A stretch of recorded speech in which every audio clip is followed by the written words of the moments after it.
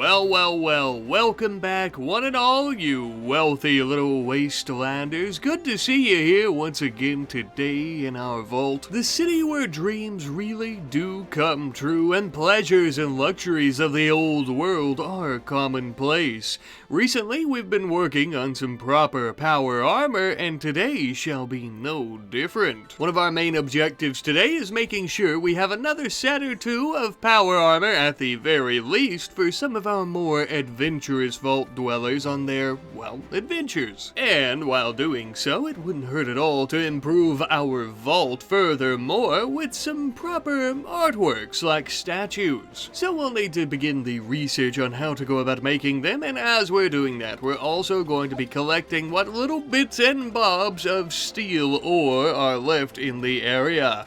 Up until this point, we've been deconstructing a lot of old war tech where we can smelt it down and what have you, as well as trading for some, but we still have a little bit around the map, so we should really try to focus on getting the last drops of it, I feel. While mining out these areas, though, we would easily complete the research required for statues, and we are now going to be looking into basic electronics. Now, we already technically have basic electronics, but in particular, these are actually going to be pre-war electronics, like some industrial radios and televisions. The wasteland is already completely littered with this type of technology, but with this type of research, we'll be able to refurbish it and use it as it was intended. Pan, being the artsy type that she was, would end up making our very first statue, and we ended up putting this front and center in one of our hallways where they all meet.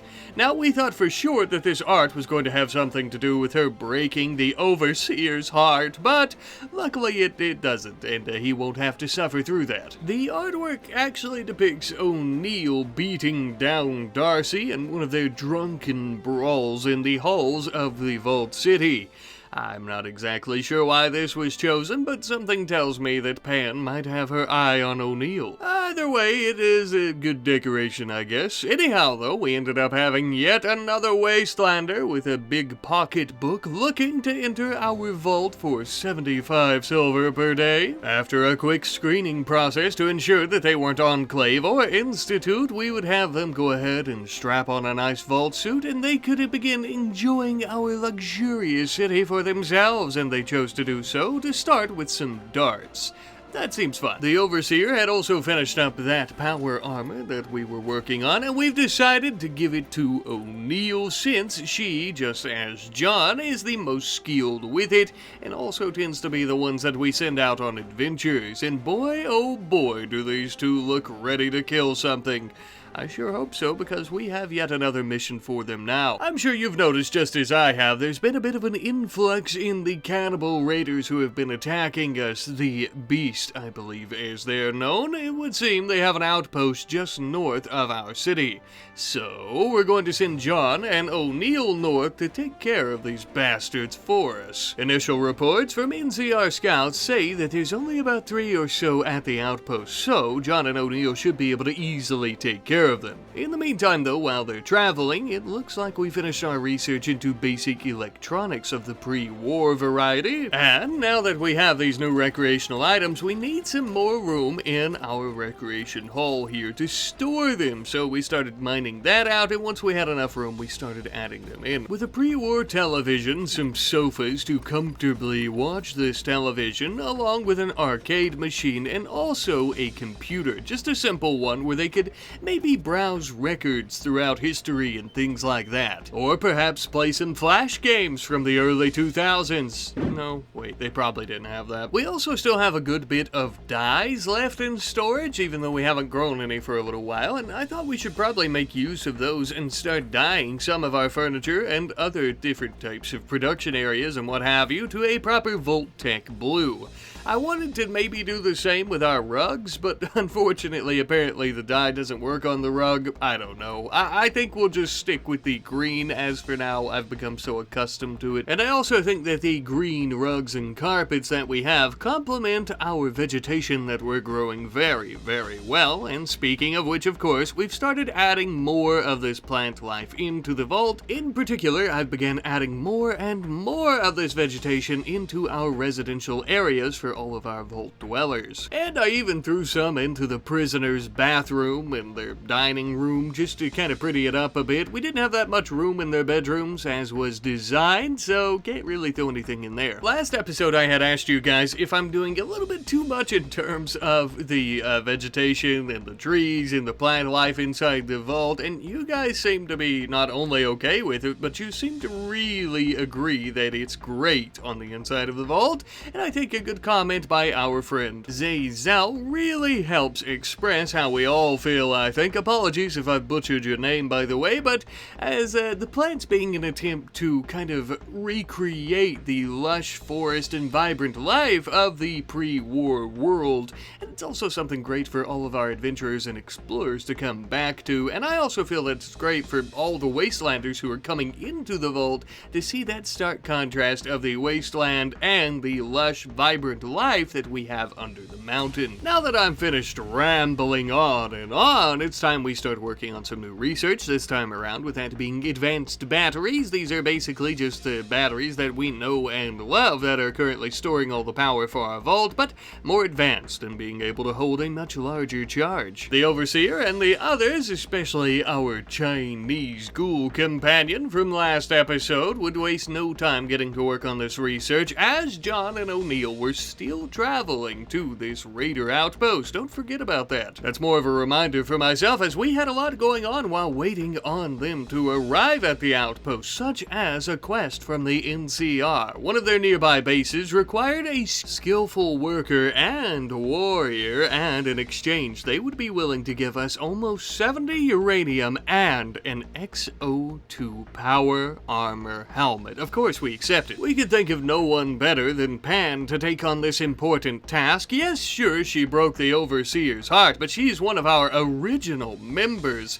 She would definitely not let us down. Our ally, the NCR, would immediately send us our reward, even without Pan finishing her work for them. Ever so kind of them. Given the rarity and importance of this helmet, we ended up building a shelf in the Overseer's bedroom for him to store it on. I had begun to wonder where they even got this helmet, and then I remembered that the skirmishes between them and the Enclave are very, very common, so it's most likely been pried off of someone's dying body. Not that we mind, though. And with that, the caravan of John and O'Neill has finally arrived at the Cannibal Raiders outpost, and it would seem the initial intel that we received was somewhat correct, with there only being 3 of the enemies here, though it did fail to mention the type of weaponry they had, like a flaming grenade launcher, and also not taking into account that they had a rather large angry pet with them as well, really making it about 4 enemies. Well, one thing is for sure, they're not going to die over there while we're standing over here. Let's get this party started, shall we? They also had a couple of turrets that we didn't want entering the fray. Luckily, we had much more range than these turrets, so it wouldn't take us long at all to finish their defenses off first and foremost. Now with the turrets gone, we could begin prioritizing these cannibal bastards themselves. Thanks to our superior weaponry and power armor, killing these raiders was a cakewalk. However, the same couldn't exactly be said for their pet Deathclaw, as it began chasing us down, and I was actually very nervous trying to get the hell away from it. And because of this panic, John ended up getting stuck in its clutches as O'Neill blasted it for him to get to safety. Once John was free and began hitting it point blank with his laser minigun, we finally finished this great big bastard off. Though its death would come at quite a cost to us, our power armor had suffered some pretty heavy damage, but to my surprise, we had very little actual damage to John's limbs and other body parts. He was mostly just crushed a bit and also had a few bruises, so I suppose the power armor really held its ground. And with our great victory, we were now free to go all throughout this outpost before destroying it. We would find quite a few useful things. We would also find some disgusting things like corpses that these cannibals had been eating on. Some of the more useful items, though, included Vaultec medicine, the incendiary launcher that we had from earlier, and also one of those pirates seemed to have a fat stack of gold, which should convert into NCR dollars or caps quite nicely. We also found a map detailing the distance between this outpost and a much larger cannibal raider outpost the beast had in the mountains to the north. We can't take them on with our current capabilities of just John and O'Neill, so we'll need to start heading back to let the Overseer know so we can get a proper war party. At the very least, I'd like to bring our little teeny tiny army of Deathclaws to rip and tear them all apart. As we were traveling back home, though, back at the Vault City, we had finished up our research into advanced batteries. Now we're going to begin working on some proper self-sufficient plumbing methods by converting pee and poo back into usable water with septic tanks and eventually sewage treatment. With the prerequisite tech of septic tanks definitely not going to take long, we took a quick second to replace a couple of our current batteries with the more advanced type, of course. And now it's finally time to start working on sewage treatment research. This one is a little bit larger and will definitely take a little bit more time. So we're going to start working on another new project I've been meaning to do for a little while. We began mining out 2 new luxury rooms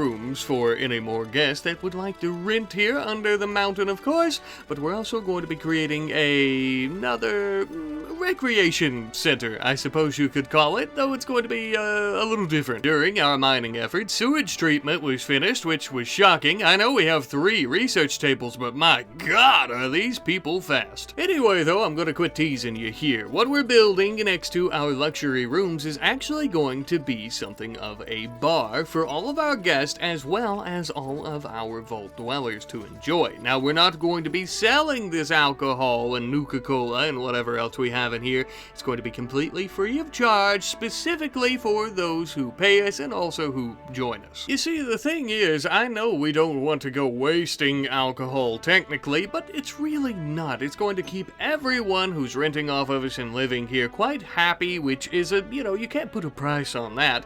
And we still have plenty out in our bar in the wasteland anyhow, so we should be fine. By the time that this was completed, John and O'Neill had finally arrived back home from their long journey. Boland had stopped them at the gates to check in on the progress of them destroying the outpost and was quite pleased to figure out that it was completely gone and all the raiders dead, but was not so pleased to find out that there's a much larger one to the north.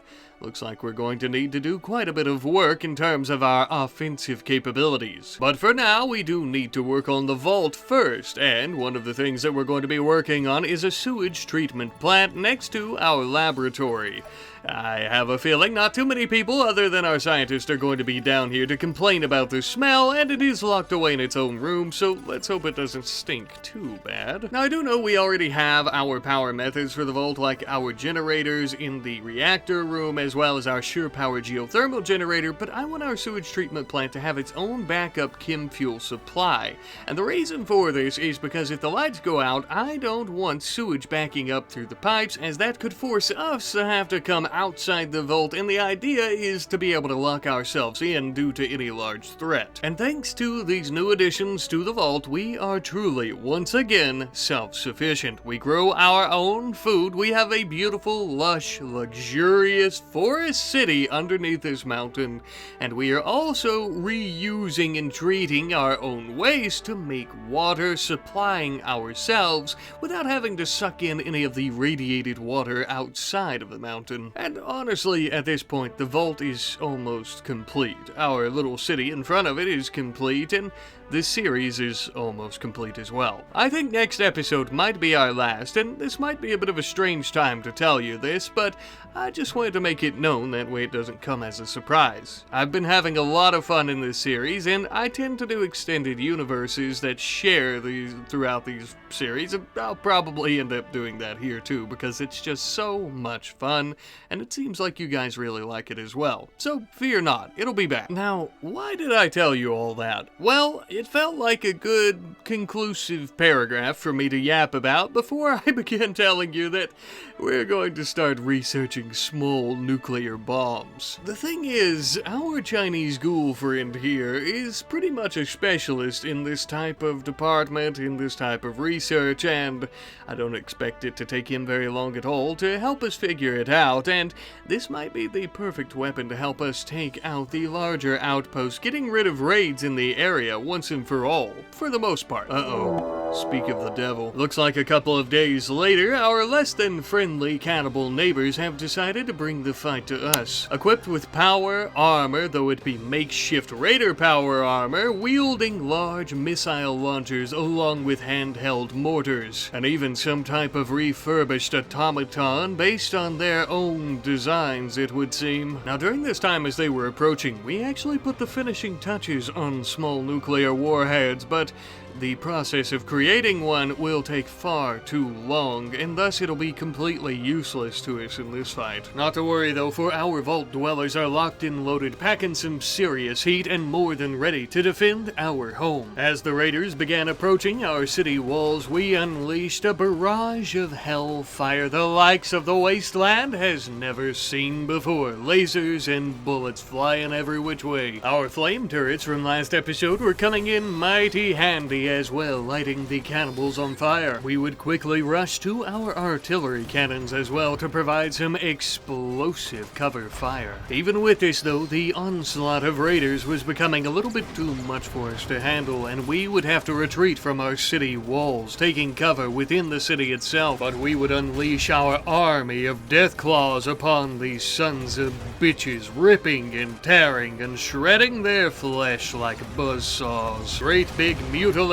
organic machines, taking out the raiders they were, even engulfing their large automaton, tearing off its welded plate armor and causing what remained of these cannibals to flee the area. And with their cowardice retreat, victory was finally ours. The vault and the city were completely safe, with some minimal damage, I should say, but we did have a few other repairs that would need to be completed, and that was about the worst of it, I suppose.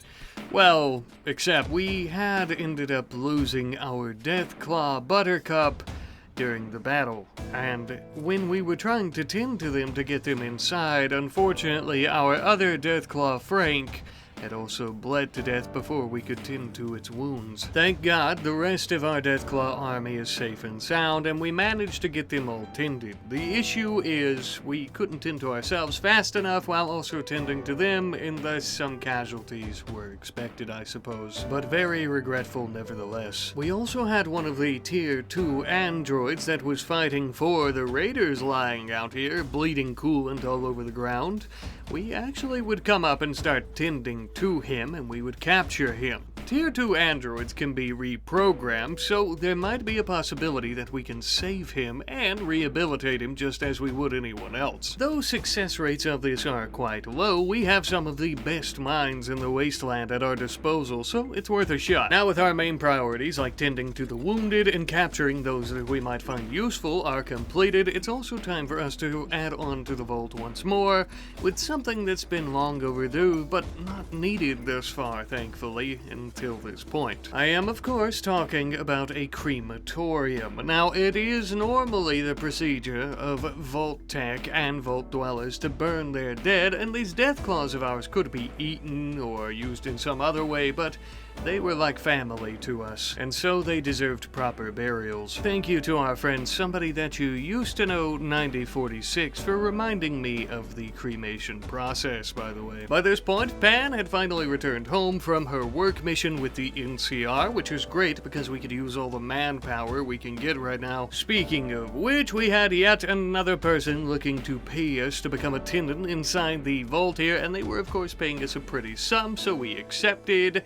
You'll have to look over the mess, madam, as we've had a bit of an issue here recently. Not to worry though, as you can see on the inside, everything is safe and sound, and there's never been an intruder past that gear door, and there never will be. To celebrate the arrival of our new tenant, we would end up having a little bit of a soiree here in the cafeteria, which, in my opinion, probably needs to be expanded once more, just by about, I don't know, double or triple the size. We'll get around to to it, though. As for right now, we have more pressing matters like the fact that Celia has finally joined us. You remember her. She was one of the raiders, I believe, from last episode. I actually kind of forgot to start trying to recruit her and reduce her resistance and stuff, so that'd be why it took so long. But now she is wearing the proper Vaultec blue and has even equipped quite a interesting looking rifle to help us defend the place. She is, however, currently missing her left arm and her right leg and has a terrible scratch scar on her right arm, so we'll need to keep on the lookout for any prosthetic or bionic limbs for her. For the time being, though, she, along with our androids, can maintain their duties of keeping our Deathclaw pin, as well as the rest of the vault and the city clean as a whistle. But now, with the imminent threat neutralized and a new vault dweller under our belt, I think it's time that we focus on the most pressing of matters: creating a small nuclear warhead to use against the raider base. Our Chinese ghoulish companion would not take very long at all, using a bit of steel and uranium to whip one right up. To think this little bad boy might just end our raider problem, for the most part, once and for all. We ended up storing it in our crematorium, and the reason for that is because it's the farthest place we could get it away from all of our residential housing. Don't worry though, it won't be there long. We just need to find one of our brave, heroic members to carry it to the outpost. But first, I think this brave hero is going to need some proper power armor of their own. Not only proper power armor, but our very first set of T60 power armor, I might add, improving every single area of the T51 that we have previously been using exponentially. But who is going to wear this power armor? I'm glad you asked. Our sentient Deathclaw, whose name actually seems to translate to death, according to our friend Ishitaki'd4381. Now, I do know that you say this is apparently the Japanese translation, but after using Google Translate, it looks like it's also Chinese, or just Chinese in general. I am proficient in neither language, unfortunately, and thus I'm just going to go by this. But death for his name is rather fitting, given his current cargo. Speaking of which, we're also going to be letting him wear the XO2 power armor helmet. That way we can ensure he and our new precious nuclear warhead are all safe and sound. Huge shout out to our friend Rapipan Manak 6470 for this little suggestion. Now that our heroes are armed and ready, it's time for us to take care of this outpost once and for all. And so they would send out on their glorious mission in the name of our vault, as well as the city of Sunny Sands, and under the overseer Boland and all his wisdom. Although it looks like it's going to take a while for them to arrive, so in the meantime, we're going to go ahead and work on that expansion to our cafeteria dining room that we were discussing earlier, as well as an extension of our reactor room. Even though the vault is pretty decent size with plenty of power, we never know what expansions we might want to continue making, or what we might want to add, of course, so it's always best to have as much power as possible. And I definitely think that this is much better. Not only do we have a lot of excess power for any further expansions in technology and the size of the vault, but we also have an expansion to the cafeteria for our population. And by the time this was finally completed, our heroes had finally made their journey to this raider outpost. These sick cannibal bastards are about to feel the power of nuclear fusion. Checking out the place a little bit, and I think I have spotted their leader. No doubt if we can get rid of this one, morale will fall and the others will flee. Not that it's going to matter all that much. We don't exactly plan on getting our hands dirty, but we've never dealt with a nuclear warhead before. We could launch this and nothing end up happening, or we could launch it and we all die. Let's find out.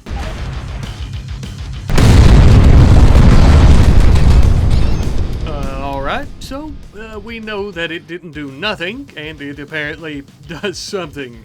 That was pretty incredible. It appears they were smart enough to build most of their base under the mountain though, so we do have a little bit of cleanup to do. Even their leader would come out and to face the fury of our lasers and was quickly put down, just as all his other colleagues that were coming out as well. Some attempting to flee. We didn't really care, as there wasn't much for them to rebuild or for them to try to regroup or anything like that, and this place was basically completely destroyed, annihilated, whatever you want to call it. They are not coming back here. How do I know that for sure? Well, the nuclear ash and fallout that began falling from the sky and landing on our armor tells me that no living creature will be settling here for quite some time, or the surrounding area, except for maybe deathclaws and rad scorpions. Speaking of which, we should probably try getting out of here soon. Our armor, of course, has filters in place for this type of thing, but I'm not sure how long they're going to stay clean. We'll need to take back some stuff to show the Overseer that our mission was indeed complete. I'm sure he'll believe us, but I also think he might like that power armor frame, helmet, and that nice assault rifle. After a couple of days of traveling back south, we would finally arrive at sunny sands and enter the vault once more, dropping off all of our provisions as well as some of the acquired weapons and armor as we discussed. Though this power armor frame and helmet is currently tainted, I think we should be able to get it clean, and clean enough for some of our folks to wear. It's definitely going to save us a lot of time and effort in trying to get somebody into some power armor as well. But there is one thing for sure, though this victory was glamorous and glorious, wherever there are nuclear weapons, the US government, or its remnants, are sure to be involved. I would say our little detonation has set off the sensors of the Enclave. It's only a matter of time now.